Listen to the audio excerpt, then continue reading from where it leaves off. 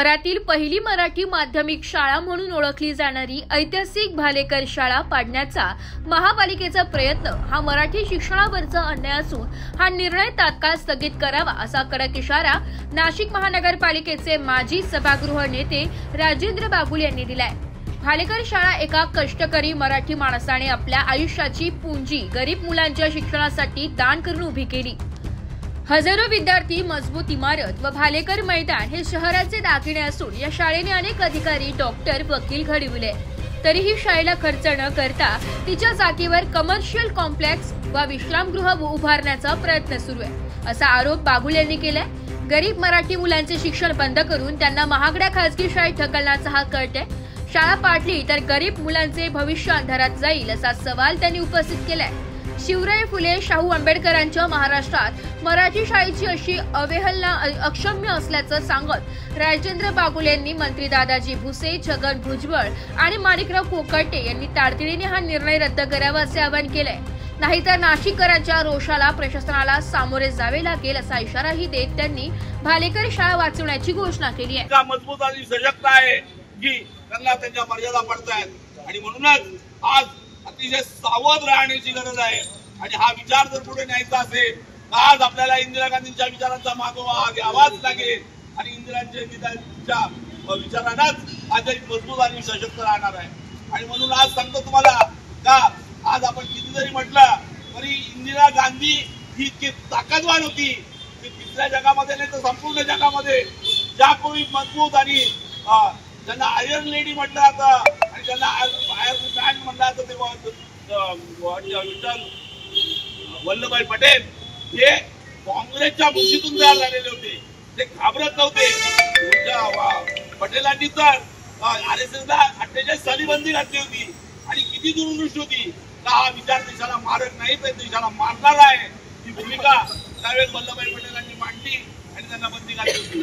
त्याचप्रमाणे इंदिरा गांधींनी स्वतःचा देह दिला या देशासाठी, पण देशाची एकात्मता टिकवली आपल्याला विसरून चालता येणार नाही। इंदिरा गांधी ही इतकी महान होती तर अमेरिकेच्या राष्ट्राध्यक्षाला जेव्हा त्यांनी दम दिला की 7वा आरमारा आम्ही तुमच्याकडे पाठवतोय, पण घाबरल्या नाही। लाहोर मध्ये जाऊन पाकिस्तानचे तुकडे करून लाहोर आणि पाकिस्तानवर भारतीय झेंडा फडकवणारी एकाच ताकदवान आणि मजबूत जगामध्ये बाई असेल तर त्या फक्त इंदिरा गांधी आणि इंदिरा गांधी होत्या आणि त्यांच्या डीएनएचे बाईक तुम्ही आहात हे विसरून चालणार नाही। आणि म्हणून जास्त बोलणार नाही, परंतु हा देश तुमचा आहे, हा देश कष्टातून उभं राहिला आहे, हा देश बलिदानातून उभे राहिलेला आहे, हा देश त्यागातून उभा राहिलेला आहे आणि हा त्याग तुमच्या काँग्रेसच्या पूर्वजांचा आहे आज। आणि म्हणून त्या पूर्वजांचं स्मरण करत असताना त्यांची अंगी, त्यांच्या रगरगात, तुमच्या कणाकणात, तुमच्या मनामनात, तुमच्या ध्येयात सर्व काँग्रेसचा हा ध्येयवादी विचार, इंदिरा गांधीचे विचार, मौलाना आझादचे विचार, अब्दुल कलामांचे विचार, तुम्हाला महात्मा गांधींचे विचार, नेहरूंचे विचार, वल्लभभाई पटेलांचे विचार हे सर्व तुम्हाला अंमलात आणावं लागतील। हे परत जनतेला सांगावं लागेल आणि हा देश परत सशक्तपणे उभा करावा लागेल।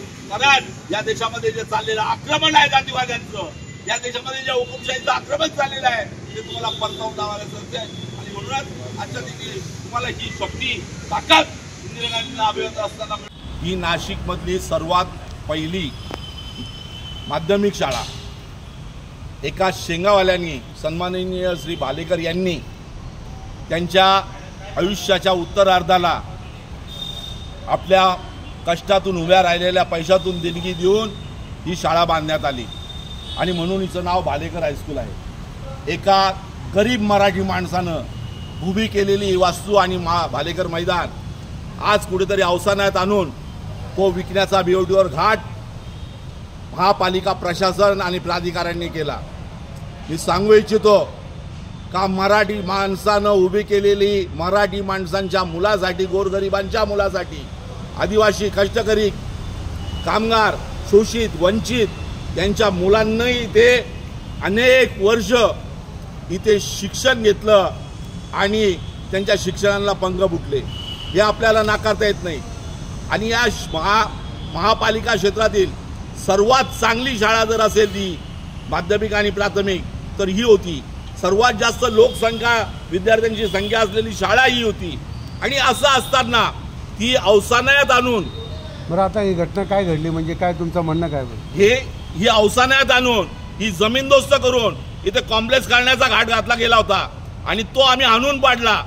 तिथे मोठ्या प्रमाणावर अभियोटीवर देण्याचा प्रयत्न झाला होता. त्यावेळेस उद्धव ठाकरेंशी भांडण करून आपण याला स्टे मिळवला. हे 22 सर्वे नंबर यांनी विकले होते, त्यातला हा एक सर्वे नंबर आणि तो थांबवला.